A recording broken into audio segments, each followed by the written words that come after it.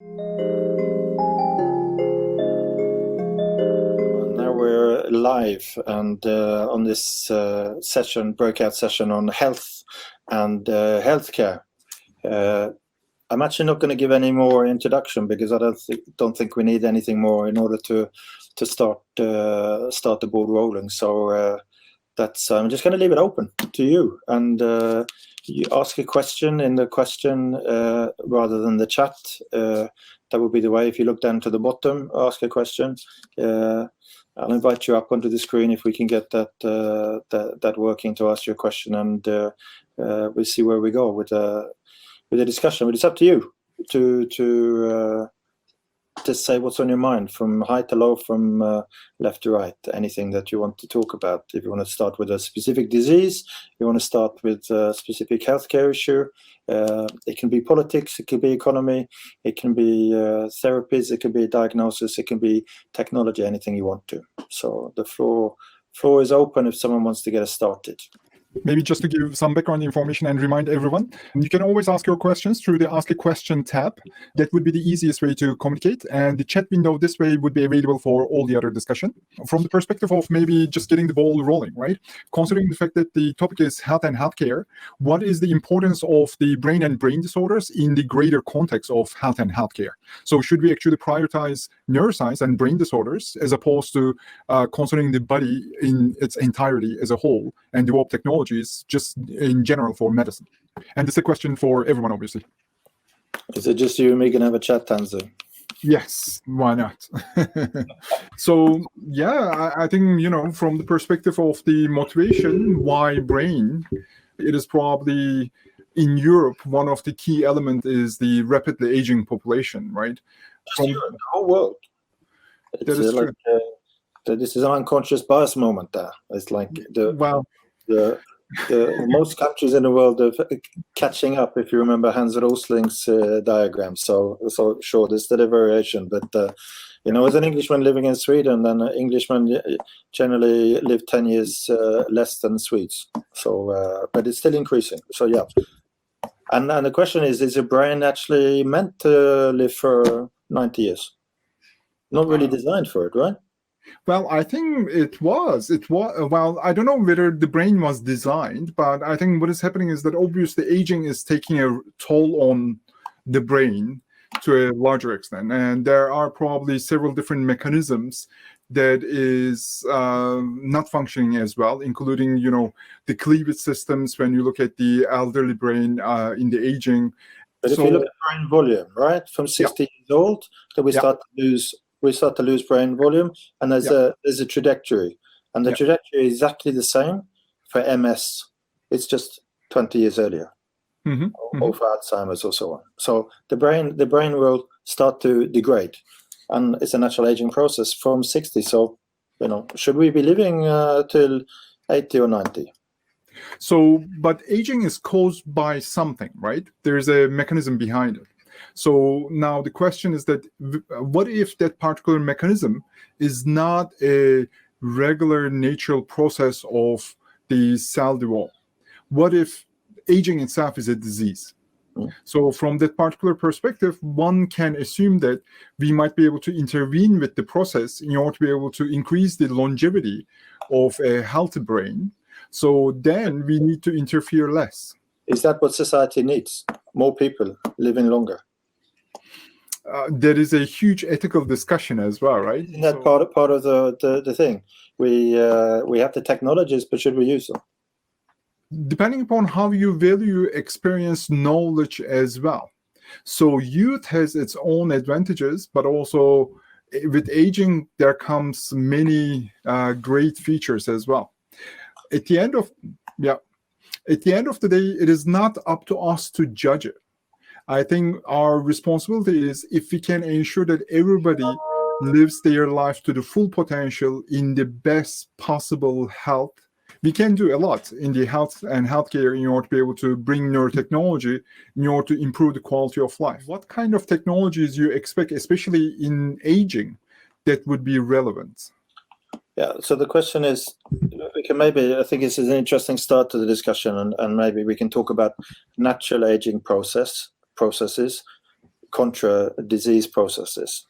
So aging, then one would say, well, what we need to do is to actually fully understand the molecular mechanisms underlying aging. In order to understand them, then the obvious question is, can you slow them down? If that would be what society would want. And of course, the benefit of that would be that, considering that neurodegenerative, especially diseases, start to debut with greater age, then if we push the aging process back, then you should push back the disease initiation, and that will be a benefit for society as well. Mm-hmm. So I guess that would be the important thing. Yeah. The question is, if we take it to the extreme, I know in certain places in the world that people are trying to use the technology for transplantation in its ultimate form to transplant whole heads, right? And it's possible to reconnect spinal cords, and that technology is starting to become more refined. And even though I don't envisage a whole head transplantation, there are a lot of rich people around the world who are freezing their heads for that possibility. Then the question is, that's the ultimate stopping the aging process. Is that somewhere we should go to just because we have the technologies? I'm trying to provoke a discussion here, but to get more people going. But I think there are going to be obviously comments coming in, I'm sure, and then people are going to be joining. And if any of you would like to join us on the stage, let us know, so that we can invite you and we can continue the discussion all together. But otherwise, please do ask questions. And right now, Bob and I, we are just discussing just in order to be able to warm everybody up. So we had a good question there. Why are neurodegenerative diseases such as ALS and prion disease is particularly difficult to treat and manage? ALS is actually one of my research subjects, so maybe I could start by offering some insight there. One thing is we don't know how they work. We don't know how many of the neurodegenerative diseases work. We don't know how they start. We can use models of disease. We can take whatever samples we can do. One of the difficulties with studying human disease is that the brain or the CNS or the nervous system per se is not somewhere you want to go in and take biopsies from, because it's dangerous to go into these tissues. So you can't do it the same way you can take biopsies from the liver or the spleen or the skin or so on. So our knowledge of actually what causes neurodegenerative diseases, not only what starts them, but what keeps them going, because it could be different things, is very, very primitive, very, very at a less developed status. So if we don't know what's causing it, we don't know how to stop it.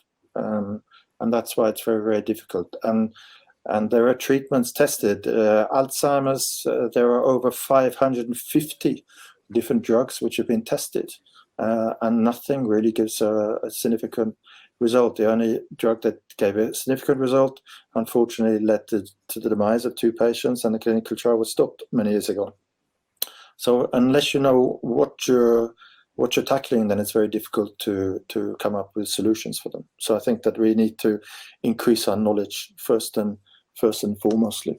And only when we start to understand them a little bit better can we then start to be able to come up with feasible treatments.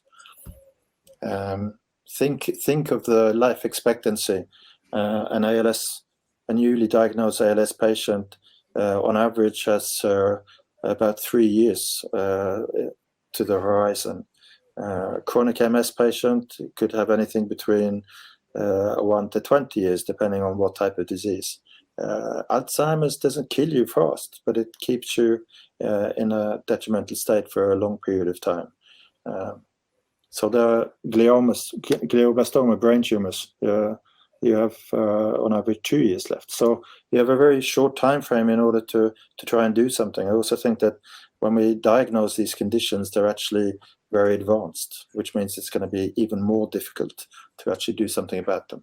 So a fantastic challenge. Thanks, Yildiz.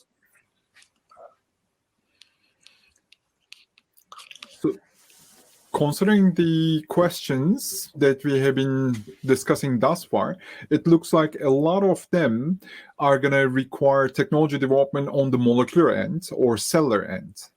So is this the future for neurotech in health and healthcare?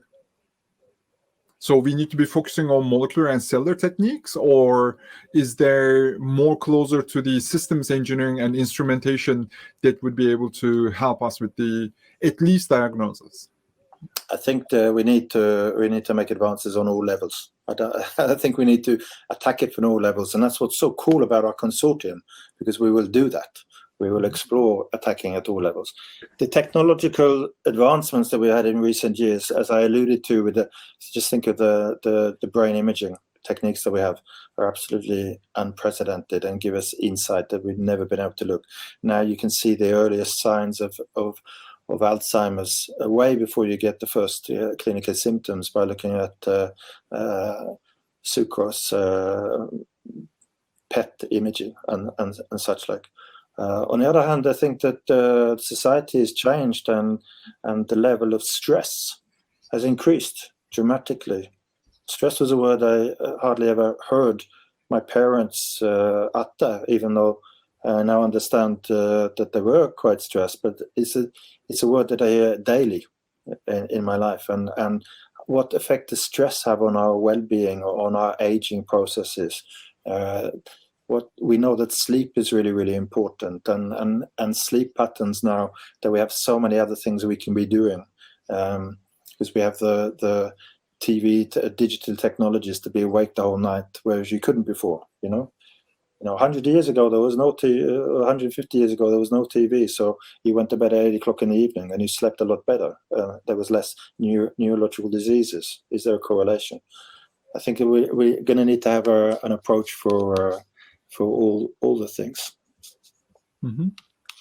Genetic therapies are already actually on the go. When you have really specific mutations like the Huntington mutation, cerebral palsy and so on, then there already are clinical trials on the go to actually do gene therapy for a very, very specific, if you know exactly the gene that's become aberrant, then those technologies are actually being used and seem to be, at least what I'm aware of, to start to work. So I think that for those selected things, it's very important. But for diseases where you're not sure which gene is causing it, like ALS, where over 150 genes have been linked to disease in different humans, then you're not sure, and you're not sure what combinations are either. For many years in our MS research, we were trying to find the gene that causes MS. And now we know that it's actually small effects from hundreds of genes that together, in different combinations in different patients, will then precipitate to the disease state. Yeah. So there are, I think, a few different questions, and there's one quite interesting comment from Yildiz. And actually, Yildiz, if you'd like to come to stage, you're most welcome, obviously. So I just joined when you were talking about how we're living longer, or do we want people to live longer and expand our life expectancy? While in fact, if we compare at the beginning of the century, we already doubled our life expectancy. But this comes with a kind of great cost. We now have chronic diseases on the rise, right? And you've been talking about neurodegeneration, which is a big burden on the global health. And my question was, what can we do to make those, I'm calling it bonus, because compared to the beginning of the century, we doubled our life expectancy. So what can we do to spend those years in good health? So all the healthcare and the more primary caregivers that are investing time and all that effort that can be rooted elsewhere. And some of it Bob already touched a little bit, but I think it's good to discuss when it comes to health and healthcare, this angle. So I'm very interested to hear about that from your point of view. There's a question. Yeah, sorry, Bob. Oh, I was going to say you start. Okay, so from my perspective, I'm actually I don't think that we should value or put a number on anyone's life, right? So that is an impossible task because we just don't know, independent from whatever the value, the formula that one comes, the outcome doesn't really matter. It's a human life. So we need to do our best in order to ensure that we provide the right conditions for everyone to live healthy to the extent that is possible. We cannot be the judge. So from that particular perspective, your comment, I think, was very insightful because it actually points out to exactly to this aspect. When we are discussing about what is the value of individual, then there are so many different factors that one can start exploring that also becomes a process that we should never undertake. Human life is a human life, or life is life. So we need to respect that, and we need to do our absolute best. And from my own perspective, I don't know if we would be able to double our own life expectancy within basically next 40, 50, or 100 years. But according to a recent Nobel Prize winner who studies the cell cycle control and apoptosis, and he claims that the human body has a maximum life shelf life of 120 years. Yeah. So does anyone know what record in the world is the one that changes the most often? The record for humanity that changes the most often? The longest living person? The longest living person. And at the moment, I think the oldest person in the world, we haven't got to 120, we're up to 117, I believe. But the number of people who are actually coming up to 100 years old is increased dramatically. And in certain parts of the world, for example, Japan, Iceland, then they actually have a very, very old population. And one of the questions we should address is what's causing that in those populations, potentially, compared to others. And a lot of it will be healthy living, our diets, or what we do in our free time, how healthy we are. There was a really interesting study from a colleague, Dawn Bowdish, in Canada, that I met her a few years ago at a conference. She looked at aging in mice and asked the question, what happens if the mouse is then made defective for certain pro-inflammatory conditions, inflammation-induced events? So she knocked out a gene in a mouse that looked in the brain and could see that then mice that were unable to respond to TNF-alpha in this respect, in this context, where actually the aging process was slowed down. On the contrary, she then flipped the coin and said, what happens if we induce inflammatory insults by injecting a little bit of LPS several times? And that's where you usually live for about 2 years of age. And then what would happen? And if you looked in the brains of those animals, they aged faster. So the take-home message from that study was that then the more infection-type stimulations of the immune system, the faster the aging process will happen. And then we could think that anything that affects our immune system, our metabolism, which will be diet-related, which will be training-related, and our mobility and so on, and also our psyche. Being stressed is not good for your immune system either. So I think that all those things will probably contribute to healthier aging, or I would say, if you flip it, then unhealthier aging if you're not doing what you're expected to do. And that would be very interesting to see in parts of Asia where they haven't had a culture of fast food. McDonald's has only been established there in recent time. But now we're starting to see increased obesity. So it would be interesting to see whether that actually makes an effect on the aging population, because those are populations that otherwise have a very long lifespan. So I think we have lots of lifestyle choices one should potentially address. And we know that for people who have been, for example, my parents' generation were a generation that everybody smoked cigarettes. Even though my parents didn't, but their generation for people who smoke cigarettes, 20 cigarettes a day. And if you do that for the formative years of your life between your 20 and 30, and then decide this is not good for you, what happens? And the recent data shows that, I mean, you have a washout time of 20 years. And after 20 years, actually, your risk is back to a normal person that's never smoked, which I find hard to believe, because now with epigenetics and so on, you can imagine that all those toxins will leave, but that's how it seems to be. So I think that maybe one of the tricks to healthy aging will be at the pre-old age time to get yourself together and start to be healthier, irrespective of what you've done as a youngster, because most of us are a little bit crazy and do things which aren't so good for us, but they're good fun. But then where's the stop-off point? Should it be 40? Should it be 50? I'm 54, so hopefully it's like around 50. That will be the thing. And will that then, if you start to get your act together and start to be more healthy living, will that mean that you'll have a better, but those environmental type factors are only one part of it. The other is genetics, and you can't go from that. If you have the genes, the bad genes, you've got the bad genes. And the question is, what are going to be the triggers for them? And that's what we really don't know. We have a question from an Icelander. Olaf Stotters. Hey. So will we be able to cure Alzheimer's? I think that when it comes to therapeutic interventions in neurodegenerative diseases, then our first ambition just must be to slow them down.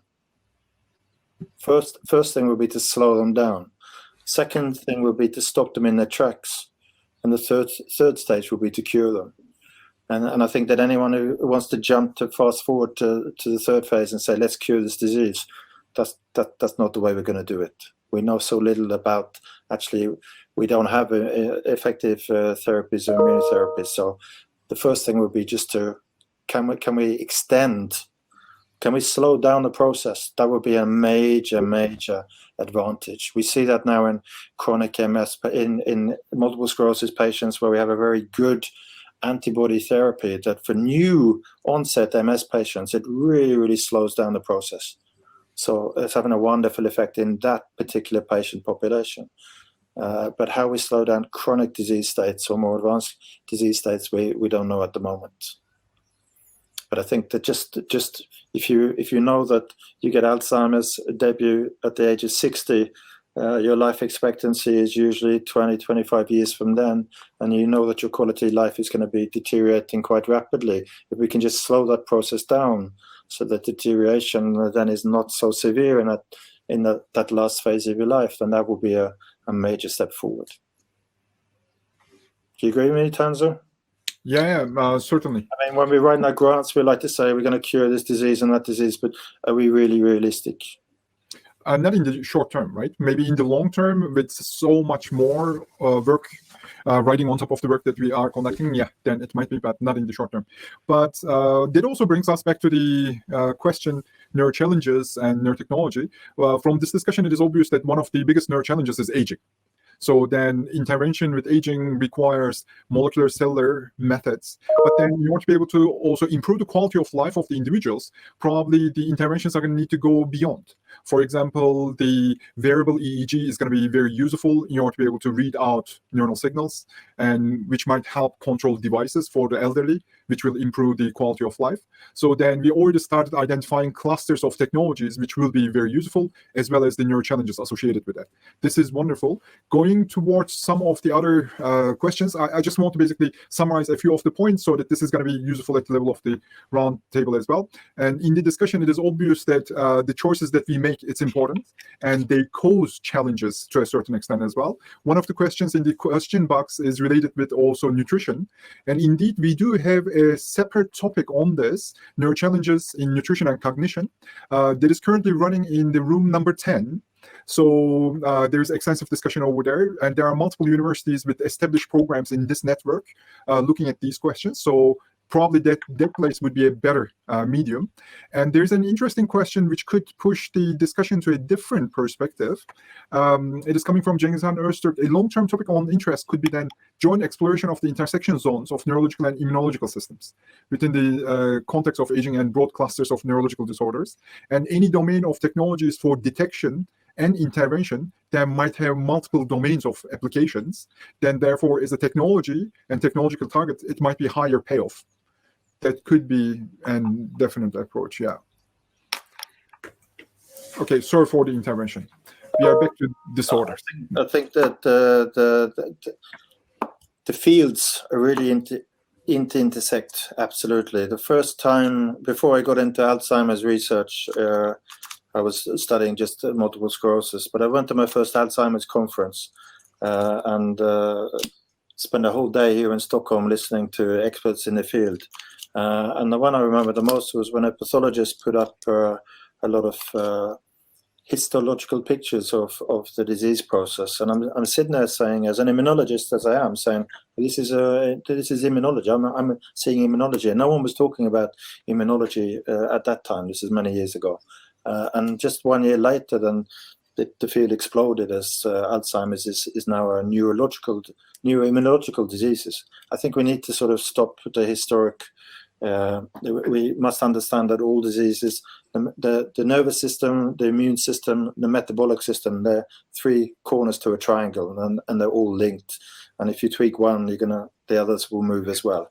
So absolutely, we need to have this is why modern day research needs to be collaborative, needs to be multifaceted, so that we put in people with different expertises to try and address the same questions. It's the same process, but if you have one person looking at the aging process as one thing, then maybe you're not seeing the bigger picture. So absolutely, we need to. It's not a question of breaking down the barriers. It's just inviting people in and trying to change the way we think. I think there's a lot of traditions in the way we think about how the science is, and we know from the technologies that you go back in history and you can disprove a lot what was done before because you have new understanding. Is it important to understand what comes first? Is a neurological neuroimmunological event the cause of a neurodegenerative disease, or vice versa? I don't think it really matters. What matters for the patient is what you're going to do about it to slow it down or stop it completely. So I think it's paradoxical. Myself, I'm critical of my own field, that at least of us, those who use experimental models, 90% of the people are looking at the initiation of the disease, which is very easy to control in animals. But when a patient is a patient, they've gone past that phase. And it's really the most relevant thing is what happens once you're sick. And when you see people testing immunointerventions, they're always saying what happens before the disease is broken out. Completely irrelevant to me if I'm a reviewer. I want to know what happens after the disease is broken out. Can you do something with it then? And many of the things people develop don't. So I think we need to absolutely have the right focus, but we need to actually make sure that we're using all the technologies and all the advances in all the fields and putting them together. Yeah. And Cengiz Han's comments actually directly speak to some of the key elements that you have been summarizing. One of them is the neuro-rehabilitation, right? And Cengiz Han postulated that this could be the lowest hanging fruit. Why don't we focus on that first? Cengiz Han, do you want to speculate on that? Yeah, I think so, because we have relatively coarse treatments for several things like cancer or trauma. And a growing epidemic is cardiovascular diseases and all the complications on the neural side, like strokes and additional things. And currently, all the expertise of the consortium could be synergistic in exploring more and more neurorehabilitation technologies that could be, and then exploring probably bringing some new and things on the table, how things are done more effectively at home instead of these expensive hospitals, and explore different technology, integrating these things in the life itself. So I think that seems to be like crossing across several diseases, and which would be needed, which is needed now, and it's done only at specialized centers, and it's always expensive and debilitating for the person itself and the family. Always problem burden on the healthcare system and economies, and not every health system can manage it. And there are lots of also pseudosciences and additional things people are exploring. seems to be, I think, the ITs and some of the technologies to utilize tests, at least even some of the simple rehabilitation tech. We could start from those and explore the limits of brain's plasticity, adaptation capabilities, have design new training programs, explore some of the cognitive science and additional advancements, use robot assistants, provide feedback. I don't know. There seems to be lots of things to do there, and there seems to immediate need on the healthcare system. The other ones could maybe, in addition to that, that probably could be a joint focus of some sort. That's what I wanted to say first. Yeah. For the long narrative, but I wanted to. Probably, yeah. I think you are right that in terms of the current expertise in the network, in the alliance, there's quite strong engineering end as well as the patient care. So considering the fact that the patients already suffer from these disorders, intervention methodologies are going to improve their life. This has a caveat. Number one, these patients are already undergoing suffering from these disorders. Ideally, we should be able to stop that before it becomes a major issue. So from that particular perspective, the value of detection methods, sensing methods, and early intervention methods is much more than neurorehabilitation. And in the level of the neurorehabilitation, as you know very well, full recovery of function is rarely the case.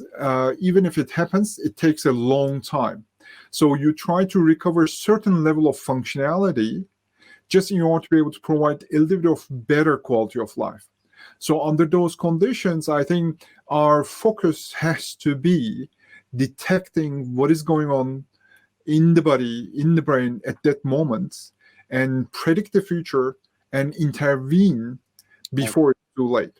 So that is the hard job. And I think at Neurotech, we can really develop the necessary tools in order to be able to do that. But we need to focus. Right. Because there's going to be joint grant applications, joint research projects coming out. We just need to create our own niche. We cannot solve all the problems, but we need to identify what neurochallenge that is going to be relevant. I can imagine different domains. For example, user intervention methods with wearable devices. I think it is a very easy, low entry research projects that we can conduct all together. At Karolinska and in Cluj, this could be patient testing directly. And then in Boğaziçi, in Oxford, in Radboud, it would be the technology development, in Bonn as well. In Alicante, there's an excellent engineering department. They have been doing marvelous work with external skeletons and support devices that would be ultimately very useful for recovery after stroke, as well as replacement of lost limbs. So all of these are definitely possible. One of the reasons why we are having these discussions is that we need to figure out all together where the niche is for us, because we don't have much time, right? I think we need to really deliver in 3 to 5 years to see what is the real benefit in this interaction. Because frankly, if we are not adding to each other's research, and then if we do not really create a synergy and excellence beyond what we are already capable of doing, then this alliance wouldn't really last. Right, definitely. Yeah. I agree completely. Yeah. But thank you so much for the intervention. You have other points as well. Would you like to raise them? Because you were mentioning about the neuropsychiatric disorders. I think the hidden pandemic is also that's ongoing in the world is the psychiatric diseases, and is becoming a health burden. Over medication, nobody is able to monitor it. Nobody is titrating the drugs, whether it's affecting or not. The classical theories rely on classical psychiatric evaluations are too time consuming, and nobody can afford them. So I think, but maybe with the advancement of the overall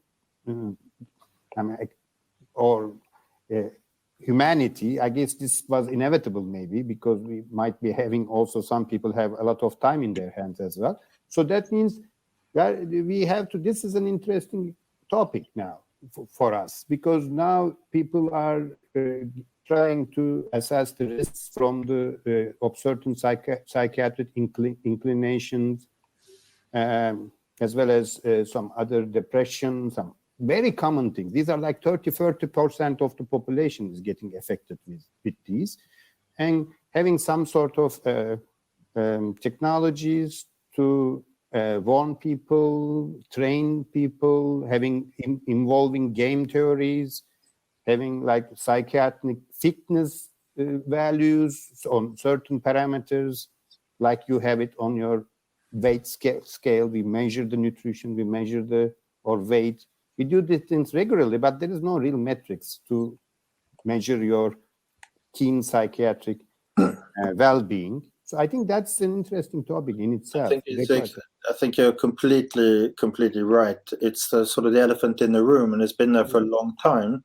But now, actually, one of the positive things that maybe has come up out of the pandemic situation, where people are worldwide enforced into isolation, not necessarily social discontact, because you're going to have other interactions, but generally people aren't feeling good. And we know that the young generations especially are not feeling good in our university world. And if you look at the data where people are asking quality of life and mental health issues, then we know that not only in the PhD, the doctoral student level, but actually the faculty, they're actually doing it worse. I saw a report from England where it was striking 70% of all the scientific faculty in the country said that they've been depressed during the last 12 months, like severely depressed, which was an alarming number. But probably, the figures are really, really large. The society has changed. We have this information technologies, which are wonderful, but it means that we're connected all the time, and it's fast. And the young generation, they're a YouTube, Instagram generation. Their powers of concentration are limited to 3 minutes, which affects the whole way the school system works. And now there's not deep learning, there's just shallow learning, because you have the internet, you can always access the information. And related to that, then the pressures which are put socially through social media and so on. So I think that the expectations are just increased. The differences in social levels are a lot more evident, that there are differences. The people who have, the people who want but haven't got, the expectations are just increasing for every generation, which puts so much pressure on people in well-being, young people. I think it will be fascinating to see what the teenagers of today look like in 50 years. When they've actually had this, they're still developing. They're not fully developed until they're 18 years old physically. And we know that the stress is there. We know, for example, that if you work night shift, you don't sleep during the night when you're a 20-year-old, that this is a risk factor for developing multiple sclerosis, even if you only do it for a certain number of years of your life. And then you go back to a regular job, but you've increased your risk. And if you got the appropriate genes, then that thing is just again related to sleep and things. So I think that the more mental health there is among the younger generations, and we're a little bit older, we've experienced a few things, and maybe we're a little bit more able to cope with it. So it's not so important for us. But I think that young generation will be fascinating to see in 50 years' time. Unfortunately, some of us won't be here to see it, but that's cool. At the same time, the field of psychiatry is just advanced amazingly. The cognitive behavioral therapies that can now be delivered through your telephone. So you can always be in contact with your virtual therapist. You can always have your support functions in your hand. Using those technologies will then be wonderful for this generation that live with these technologies. So the potential to actually treat or to address these issues is actually infinitely better than it was in the past. So our knowledge has increased. We know that the numbers are higher, but maybe they've always been high. It's just we've never been able to give the right diagnosis. But the potential for interventions is also a lot higher. So at the same time as I really think you're right that it's increasing, then our potential to deal with it is maybe increasing as well. So will there be a balance or not? At the same time, I completely, if you're not got a healthy mind and you're not, they always say laughter is the best medicine. And the happier you are, then the better your immune system works. That we know. That we know. Yeah, the quality of life, it has a new meaning now, isn't it? Yeah. I mean, it doesn't mean that you can have productive life and work at a factory, right? And provide for your family is the definition of quality life in all days. But these days is you work less hours, you do more creative work, you sometimes work all the time. The quality of life depends on how you feel about yourself as well, right? So we don't usually do that effectively. Of course, the only problem, I don't want to, take up too much time, but the only issue that I have in contrast to neurorehabilitation is neurorehabilitation technology is easy sell. I would suspect some sort of resistance when you start moving to psychiatric diseases and pushing more and more technologies and integrated more things to some of the disease management strategies. I expect this is my feeling, a bird's eye view from distance, but maybe some other people from the audience would comment on that, but that will be slightly, we will get some resistance from psychotherapy people and establishments. I understand what you're saying, but I think the field of psychiatry really is where we could do most in prevention. Right. Maybe on public health, approach it from public health perspective. Well-being, both physical well-being and mental well-being, and train people to actually be able to not be stressed by stressful situations to the same degree as I imagine they are at the moment. And maybe this is something fundamental that we could actually, I think prevention is always going to have to be better than cure. Right. But when it comes to rehabilitation, we also have fantastic technologies now with robotics. Now we have artificial intelligence coming even more as well, which I think we're going to be able to see for severely traumatized TBIs and so on. Then we also have fantastic possibilities now to actually do something with afflicted patients that we could never dream of before. And the question is, how far will that technology come in the next 20 years? Right. Probably it's going to be up to us, considering the fact that ICT is developing so quickly and massive data acquisition and interpretation of the data in real time is now a possibility. Probably we are going to be advancing a lot more on the intervention front for the psychiatric disorders, at least those ones, basically mental disorders, as opposed to brain disorders, is going to be possible. And there's a comment from Suzanne. Yes, we just now starting a study in Uganda and Sweden evaluating an intervention using ICT as mobile phones to support the rehabilitation after stroke as well. So that is also quite interesting, because at the level of the devices, mobile devices, one needs to really take advantage of the actuators there as well. So as you can imagine, not only there's the sensors, but also there's the vibration motors. And this is an excellent way in order to be able to start providing time feedback to the muscles. And even you can create a simple app in order to be able to replicate functionality of a resistance ball and then provide many different kind of motor feedbacks. There are many opportunities in the technology domain. So that is one of the major questions for us. Not only we need to identify what neurochallenges that we would be able to address, but also at what level of intervention or providing solutions that is going to be feasible. So any other comments at the level of specifically the neurochallenges that you find in the health and healthcare domain, and the potential solutions that we would be able to focus in the network, in the alliance? Maybe you could invite Suzanne up, Tanzu, to tell us a little bit more. Sure. And while Susan is coming in, I'm looking at additional comments. Do you think controversial technologies like CRISPR should have a role to play in the future of neurodegenerative diseases? Yeah, for sure. For those diseases where you know exactly what gene is causing the problem, then those technologies are going to be wonderful if they prove to be safe. The technologies, it's early days, but the clinical trials are on the go. So I think that for sure. But we shouldn't be fooled that this will be a magic cure for everything. We have too few disorders where we know exactly what genes need to be, which are defective. But absolutely, I mean, that should be a wonderful technology for the future.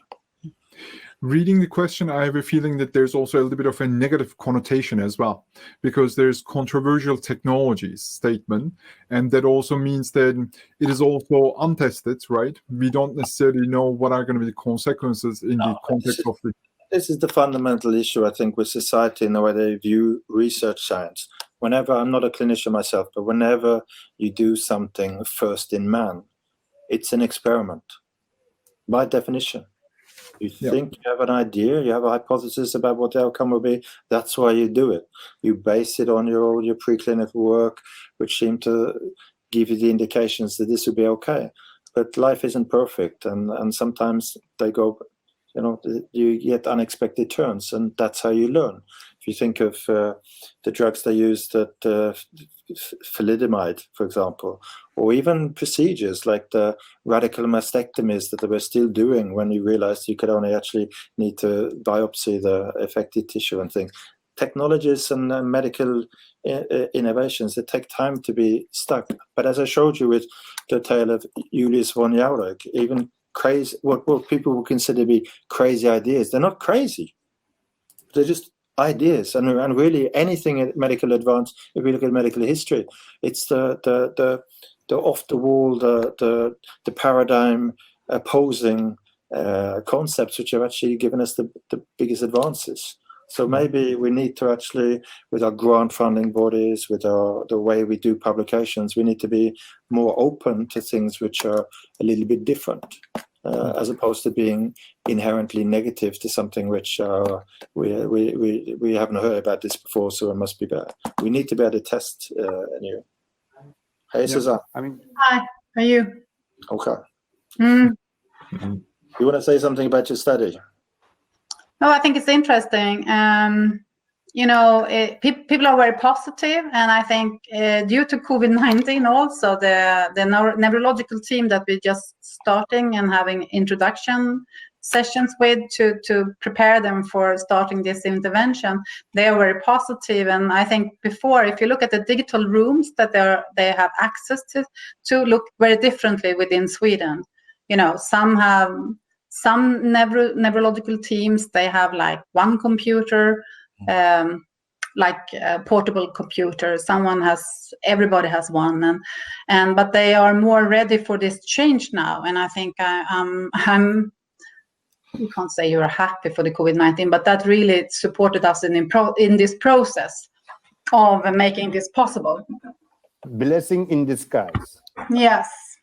So everybody is very positive, and it's very in time. And then I'm actually working in another EU project called Positive, where we try to build a system for monitoring frail elderly people at home, and they have different kinds of diagnosis behind, but they are supposed to be quite healthy but frail people. And that's a project together with Spain and Poland, and it's the same there. We started the project now in December, and we thought, these people, we will not have any participants, but everybody line up, I will say. So just today I talked to another lady, and they actually invite the researcher to their homes, and we do all the tests, and of course with visor and protected clothes and everything. But they were very happy to meet someone these days, I would say. So one more word for neurorehabilitation, I guess. Sorry? One more word for the neurorehabilitation technologies, right? Yes, you were talking about prevention program. That's another app that we have been using. We have tried it out for people who have had the TIA, but also now we have another projects ongoing with people for prevention for risk for stroke. And it's about doing changey. Of course, when you have a risk for stroke, most of the time there are some lifestyle factors that needs to be changed. And this app is actually developed to support them in these lifestyle changes. And it has been very positive, but now we will do it in a bigger scale.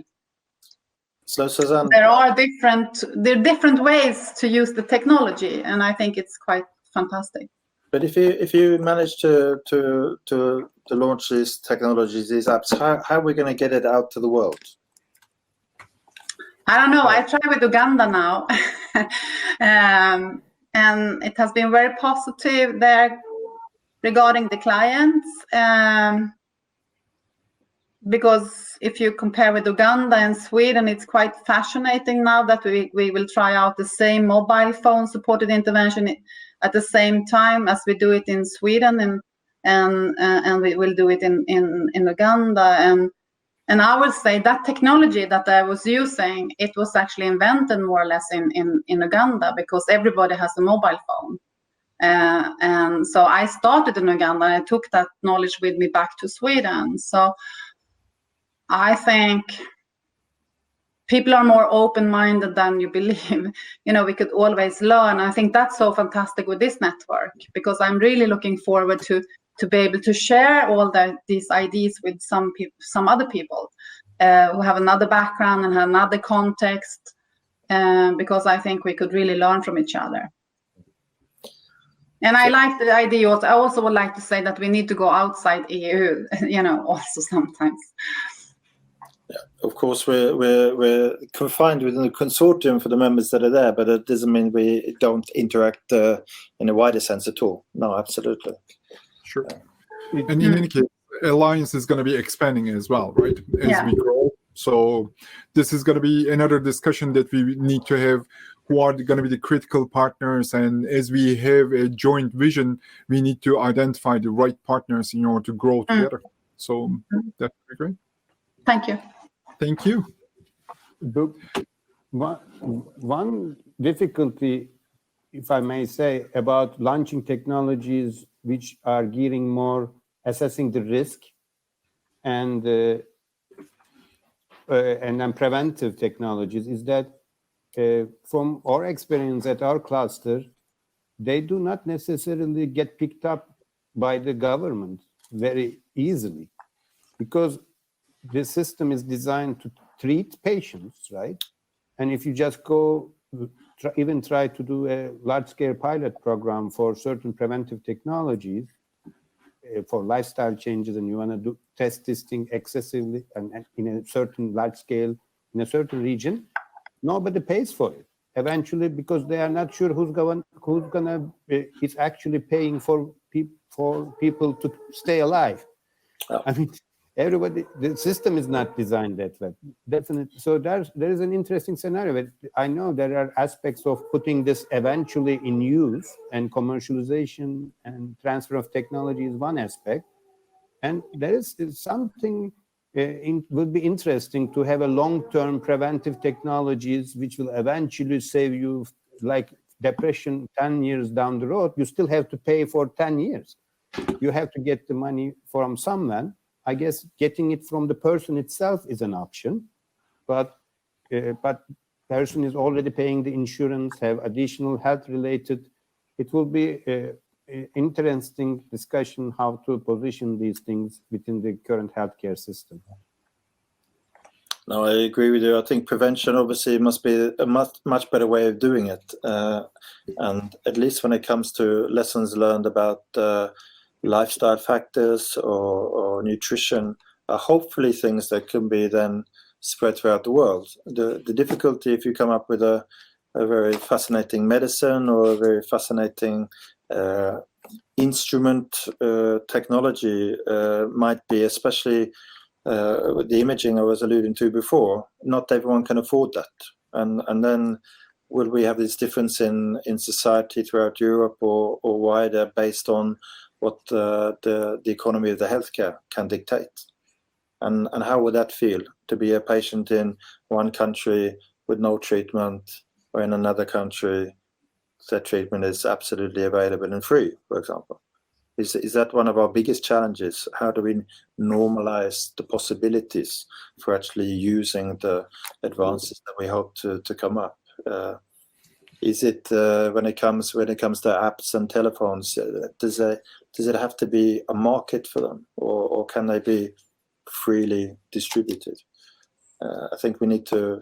One of the biggest challenges is actually how to improve the culture, both with respect to putting money into prevention rather than cure. It has to be a lot more efficient, and also this idea that the medicine is not to cure people, it's to make money.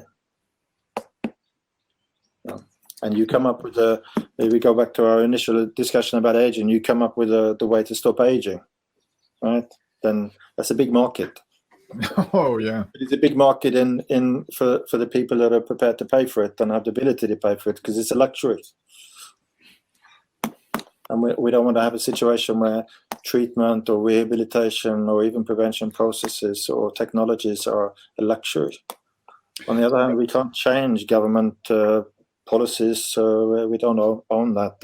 We can't change society. But what role can we do in getting these messages to society? I think that's something that the consortium can do in one of our work package, which is going to be just as critical as coming up with scientific advancements. Yes, indeed. Actually, therefore, we have this Neurochallenges in Publics and Ethics. So that is entirely going to be addressing all of these concerns, and their white paper is supposed to also distill information across the 7 other Neurochallenges that we are going to be focusing.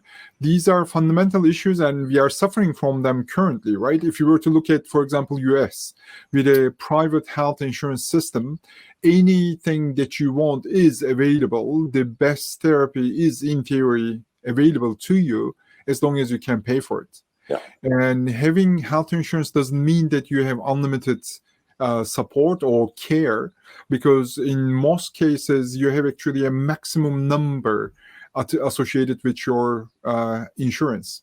For example, lifetime value of insurance might be $2 million.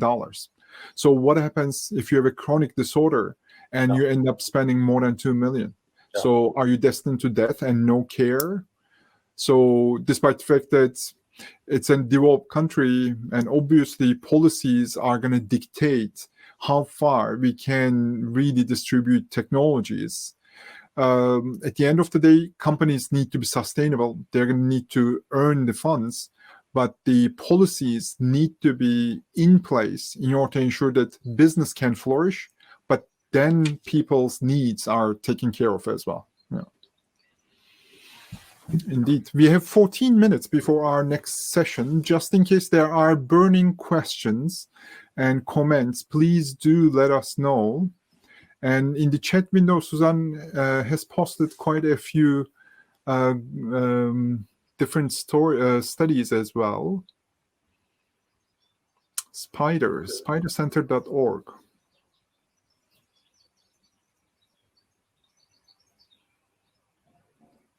So should we develop apps at NeurotechEU? So focus on mental disorders and develop apps. Absolutely, that should be one of the focus areas, because it's so easy to do. And here at the Karolinska, we do a lot of this. So we have cognitive behavioral therapy programs which are distributed through apps. I think that is a technology. We know that cognitive behavioral therapy is actually extremely useful for many, but not all, psychiatric conditions. And we know that it actually works through the internet. So going from internet to mobile phone is a simple jump, although it needs and it becomes very efficient, where it's almost like partly a self-help therapy. It doesn't undermine the importance of physical interactions with psychologists, psychiatrists, absolutely, but it opens up avenues for additional, especially for people who are living in remote places where mobility is not, we take it for granted that everyone is mobile, but they're not, especially certain. So anything one can do connectivity-wise, especially when it's going out into less developed countries in other parts of the world, is wonderful. And absolutely, the more we could do there, the better. So from your experience then with the EPDU Open, are you guys focusing on the EPDU Open just from the content delivery perspective, or also using, for example, the sensors in the phone in order to personalize the? Yeah, I think that one should really start to interact with the phone companies to actually, now our mobile phones aren't just mobile phones; they're small computers. Sure. And they're getting bigger because then the capacity is becoming increased. So we should be having discussions with that type of technology to try and predict what would we be able to do. Obviously, you can't take a blood sample necessarily and have a reader and a telephone or something, but why not? Anything that you can monitor, and we know that we have these wristbands that can monitor certain physiological parameters, then even that should be standard necessarily in monitoring, self-monitoring of health status. I think that will be I come back to the stimulation of the brain as well. When there is anecdotal evidence, at least, to say one of the ways to try and prevent aging or dementia type processes is to stimulate your brain. In actual fact, within the university world, we represent 15% of the sort of most educated people in society, and we actually, one of the best protective factors for developing sort of dementia type diseases is being highly academic, right? And does it then go to stimulating your brain in different ways? And this is why I worry about the young generations that I used to read paper books when I was a kid, and now everything is just looking at a screen, not really having to work you have to process the information, but you don't have to get the information in the same way. Your fantasy, when you're reading a book, you have a mental image of what that picture is in your mind, and everyone will have a different one. When you're watching a film, then you get one version of it, which you just accept as being, that's the thing. So one wonders whether, on the other hand, the kids are interacting in ways we never did. My son is playing computer games, interacting with several people, having conversations at the same time. They're multitasking.